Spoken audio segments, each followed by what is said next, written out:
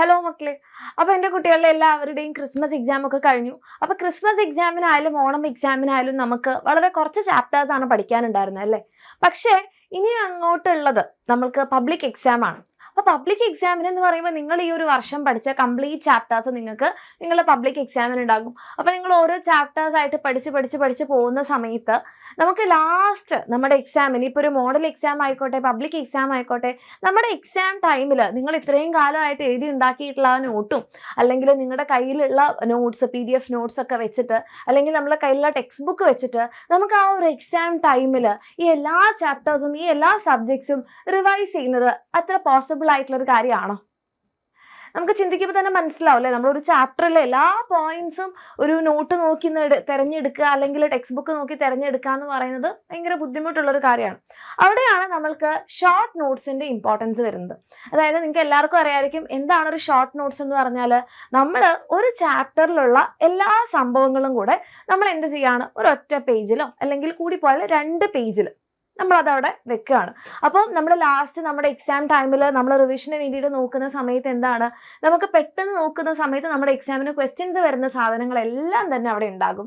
അതിൽ തന്നെ ഏറ്റവും ഇമ്പോർട്ടൻ്റ് ആയിട്ടുള്ള സാധനങ്ങൾ നമുക്ക് വേറെ കളേഴ്സൊക്കെ വെച്ചിട്ട് ഹൈലൈറ്റ് ഒക്കെ ചെയ്യാൻ വേണ്ടിയിട്ട് പറ്റും. ഇനി ക്വസ്റ്റ്യൻ വരുന്ന ഭാഗങ്ങൾ നമുക്ക് വേറെ തന്നെ സെപ്പറേറ്റ് മാർക്ക് ചെയ്ത് വെക്കാൻ വേണ്ടി പറ്റും. അതായത് അവിടെ നമ്മളുടെ എക്സാമിന്, പബ്ലിക് എക്സാമിനായിക്കോട്ടെ മോഡൽ എക്സാമിനായിക്കോട്ടെ, എക്സാമിൻ്റെ തലേ ദിവസമൊക്കെ നിങ്ങൾ നോക്കുന്ന സമയത്ത് നമുക്ക് സമയം വളരെ കുറവാണ്. പക്ഷെ ചാപ്റ്റേഴ്സിൻ്റെ എണ്ണവും സബ്ജക്ട്സിൻ്റെ എണ്ണത്തിൽ ഒരു കുറവുമില്ല. അപ്പോൾ ഈ സമയങ്ങളിലാണ് നമുക്ക് ഏറ്റവും കൂടുതൽ ഈ ഷോർട്ട് നോട്ട്സ് യൂസ്ഫുൾ ആവുന്നത്. അപ്പോൾ എൻ്റെ കുട്ടികൾ ഇനി ആ ഈ ഷോർട്ട് നോട്ട്സ് ഉണ്ടാക്കാന്ന് പറഞ്ഞിട്ടുണ്ടെങ്കിൽ അത്ര ഈസി ആയിട്ടുള്ളൊരു കാര്യമല്ല അല്ലേ?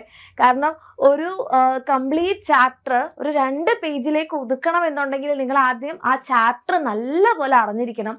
അങ്ങനെയാണെന്നുണ്ടെങ്കിലാണ്, അത് മാത്രമല്ല ചാപ്റ്റർ അറിഞ്ഞാൽ മാത്രം പോരാ, അതിലേതാണ് ഇമ്പോർട്ടൻ്റ് ആയിട്ടുള്ള ഭാഗം, അതിലേതാണ് ഫ്രീക്വൻ്റ് ആയിട്ട് ക്വസ്റ്റ്യൻസ് വരുന്നത്, ആ ഭാഗങ്ങളൊക്കെ അറിഞ്ഞെങ്കിലേ നിങ്ങൾക്ക് വേണ്ട സാധനങ്ങൾ മാത്രം അല്ലേ ഒരു നോട്ടിലേക്ക് അല്ലെങ്കിൽ ഒരു പേജിലേക്ക് ഒതുക്കാൻ പറ്റുള്ളൂ. അതിൽ ക്വസ്റ്റ്യൻ വരുന്ന ഭാഗത്തിന് കുറച്ചുകൂടി ഇമ്പോർട്ടൻസ് കൊടുത്തിട്ട് നമുക്ക് ചെയ്യാൻ വേണ്ടി പറ്റുള്ളൂ. അപ്പോൾ നമ്മൾ ആദ്യം ചാപ്റ്റർ അറിയണം, അതേപോലെ തന്നെ അതിൽ നിന്ന് വരുന്ന പ്രീവിയസ് ഇയർ ക്വസ്റ്റ്യൻസ് ഏതൊക്കെ ഭാഗത്തു നിന്നൊക്കെയാണ് അറിഞ്ഞെങ്കിൽ നിങ്ങൾക്ക് എന്ത് ചെയ്യാൻ വേണ്ടി പറ്റും, ഒരു ഷോർട്ട് നോട്ട്സ് ഉണ്ടാക്കാൻ പറ്റും. പക്ഷെ അത് എക്സാമിന് ഒരാഴ്ച മുമ്പ് നിങ്ങൾ ഉണ്ടാക്കാൻ തുടങ്ങിക്കഴിഞ്ഞാൽ ഈ കംപ്ലീറ്റ് സബ്ജക്ട്സിൻ്റെ കംപ്ലീറ്റ് ചാപ്റ്റേഴ്സ് ഉണ്ടാക്കി തീരുമോ? ഒരിക്കലുമില്ല. അപ്പം മിസ്സിന് നിങ്ങളോട് പറയാനുള്ളത്, ഇപ്പം നിങ്ങളുടെ കയ്യിൽ ഒത്തിരി സമയമുണ്ട്, എന്ത് ചെയ്യുക, വേഗം തന്നെ ആ ഷോർട്ട് നോട്ട്സ് ഉണ്ടാക്കി തുടങ്ങുക. അപ്പം മിസ് ഒരു എക്സാമ്പിൾ കാണിച്ചു തരാം. ഒരു എക്സാമ്പിൾ ഇത് ഇവിടെ മിസ് കെമിസ്ട്രിയുടെ, ഇത് മിസ് ഉണ്ടാക്കിയതൊന്നും അല്ല, മിസ്സിന് ജസ്റ്റ് ഡൗൺലോഡ് ചെയ്ത് കിട്ടിയത് മിസ് നിങ്ങൾക്ക് കാണിച്ചു തരാം. ഇതിപ്പോൾ കണ്ടിങ്ങനെ ഫുൾ കളർഫുള്ളായിട്ട്, അല്ലെങ്കിൽ ഇതിൻ്റെ ഒന്നും ആവശ്യമില്ല, നമ്മുടെ എക്സാമിൻ്റെ ടീച്ചേഴ്സ് തന്നെ ഷോർട്ട് നോട്ട്സ് ഉണ്ടാക്കിയിട്ടുണ്ട്, അത് മിസ് കാണിച്ചു തരാം. അപ്പം നിങ്ങൾ മിസ്സിന് പറയാനുള്ളത്, നിങ്ങൾ ഇതുവരെ അങ്ങനത്തെ ഒന്നും ഉണ്ടാക്കിയിട്ടില്ല, നിങ്ങൾക്കത് യൂസ്ഫുൾ ആവുന്നുണ്ടെങ്കിൽ നിങ്ങൾ എന്ത് ചെയ്യണം, നേരത്തെ തന്നെ അത് ഉണ്ടാക്കി തുടങ്ങുക. ഇപ്പോഴാണെങ്കിൽ എൻ്റെ മക്കൾക്ക് സമയമുണ്ട്. ഓക്കെ, ഇനിയിപ്പോൾ അതല്ല, നിങ്ങൾ നമ്മുടെ ബാച്ചിലുള്ള കുട്ടികൾക്കാണെങ്കിൽ നിങ്ങൾ ഉണ്ടാക്കേണ്ട കാര്യമില്ല.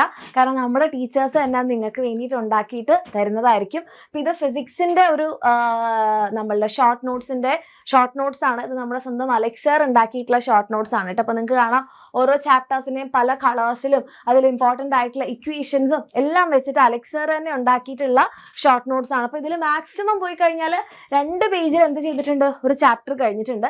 ഇനി മിസ് ഒരു ഷോർട്ട് നോട്ട്സ് കാണിച്ചു തരാം. ഇത് +1 ആണ്. ഇതേപോലെ തന്നെ SSLC +1 +2 ഒക്കെ ഉണ്ടാവും കേട്ടോ.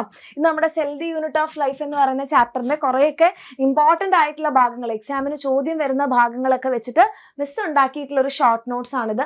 അപ്പോൾ ഇതിൽ നിങ്ങൾക്ക് നോക്കിക്കഴിഞ്ഞാൽ ഇതിനകത്ത് എല്ലാം ഓക്കെ ഒരു 5 or 6 പേജസിനുള്ളിൽ, ഇതിപ്പോൾ +1 ആയതുകൊണ്ടാണ് കുറച്ച് കൂടുതലുള്ളത്, ഒരു 5 or 6 പേജസിനുള്ളിൽ തന്നെ നിങ്ങളുടെ കംപ്ലീറ്റ് എന്ത് കഴിഞ്ഞിട്ടുണ്ട്, ഒരു ചാപ്റ്റർ കഴിഞ്ഞിട്ടുണ്ട്. അപ്പോൾ നമുക്ക് പെട്ടെന്ന് നോക്കുന്ന സമയത്ത് ആ NCERT ടെക്സ്റ്റ് ബുക്ക് കംപ്ലീറ്റ് ഇരുന്ന് വായിക്കേണ്ട ഒരു ആവശ്യമുണ്ടോ? ഒട്ടുമില്ല. നമുക്ക് ആ ഷോർട്ട് നോട്ട്സ് വെച്ചിട്ട്, ഇപ്പം എൻഡോപ്ലാസ്മിക് റെട്ടിക്കുലം ഈ ഒരു ടോപ്പിക് എടുക്കുകയാണെങ്കിൽ ഇതാണ് ഇവിടെ എക്സാമിന് വരുന്നത്, അതിവിടെ ഉണ്ട്. ഓക്കെ, ഇനിയിപ്പോൾ ഗോൾഗി കോംപ്ലക്സ് നോക്കുകയാണെങ്കിൽ ഇതാണ് എക്സാമിന് വരുന്നത്, അതവിടെ ഉണ്ട്.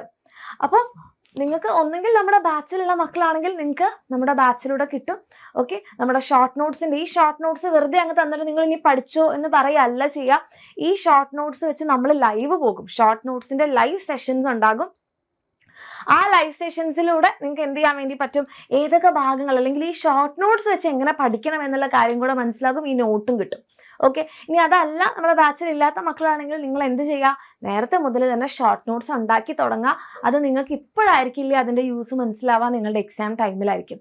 ഓക്കെ. അപ്പോൾ താല്പര്യമുള്ള മക്കൾക്ക് ഇതൊന്നും ഉണ്ടാക്കാൻ അറിയില്ല, അല്ലെങ്കിൽ ബുദ്ധിമുട്ടാണ്, ഇതൊക്കെ വെച്ച് പഠിക്കണം എന്ന് ആഗ്രഹം ഉണ്ടെങ്കിൽ നിങ്ങൾക്ക് എന്ത് ചെയ്യാം, ഒന്നുകിൽ നിങ്ങൾക്ക് നമ്മുടെ ബാച്ചിൽ ജോയിൻ ചെയ്യാം, അല്ലെങ്കിൽ എൻ്റെ മക്കൾ എന്ത് ചെയ്യുക, ആ ചാപ്റ്റർ ഒന്ന് പഠിച്ചിട്ട് ആ ഷോർട്ട് നോട്ട്സ് ഉണ്ടാക്കി തുടങ്ങുക ഇപ്പോഴേ. ഓക്കെ. അപ്പോൾ ബാച്ചിലുള്ള മക്കൾക്ക് കാണുന്നുണ്ടെങ്കിൽ നമ്മുടെ ക്രാഷ് കോഴ്സ് നിങ്ങൾക്ക് എല്ലാവർക്കും അറിയാം, നമ്മളിത് പെട്ടെന്ന് തന്നെ 23rd നമ്മുടെ ക്രാഷ് കോഴ്സ് സ്റ്റാർട്ട് ചെയ്യുകയാണ്. അപ്പോൾ എൻ്റെ കുട്ടിക്ക് താഴെ കാണുന്ന നമ്പറിൽ മെസ്സേജ് ചെയ്ത് നമ്മുടെ ഫസ്റ്റ് ബാച്ചിൽ തന്നെ അഡ്മിഷൻ എടുത്ത് അടിപൊളിയായിട്ട് ഈ ഒരു ഷോർട്ട് നോട്ട്സ് റിവിഷനും അതുപോലെ ചാപ്റ്ററിൻ്റെ ക്ലാസ്സുകളും PYQ സെഷൻസും എക്സാംസും ഒക്കെ ആയിട്ട് പഠിക്കാൻ വേണ്ടി പറ്റും. അപ്പം എങ്ങനെ ആയാലും നിങ്ങളെ ഏറ്റവും യൂസ്ഫുൾ ആയിട്ട് പഠിച്ച് മുന്നോട്ട് പോവുക. ഓക്കെ. നിങ്ങൾക്ക് ഒന്നുകിൽ ബാച്ചിലൂടെ പഠിക്കാം, അതല്ലെങ്കിൽ നിങ്ങൾക്ക് ഇതേപോലെ ഷോർട്ട് നോട്ട്സ് ഒക്കെ ഉണ്ടാക്കി പ്രീവിയസ് ഇയർ ക്വസ്റ്റ്യൻസ് ഒക്കെ അനലൈസ് ചെയ്തിട്ട് പഠിക്കാം. ഓക്കെ. എന്തായാലും എൻ്റെ കുട്ടികൾ എന്ത് ചെയ്യരുത്, ഇപ്പം നിങ്ങളുടെ കയ്യിലുള്ള ഈ സമയം വേസ്റ്റ് ആക്കി കളയരുത്. ഓക്കെ. അപ്പോൾ എൻ്റെ മക്കൾക്ക് എല്ലാവർക്കും ഓൾ ദി ബെസ്റ്റ്. ഏറ്റവും നല്ലൊരു ഡെസിഷൻ, നിങ്ങൾക്ക് നന്നായിട്ട് പഠിക്കാൻ പറ്റുമെന്ന് നിങ്ങൾക്ക് തോന്നുന്നത് എന്താണോ ആ ഒരു ഡെസിഷൻ എടുക്കുക. All the best.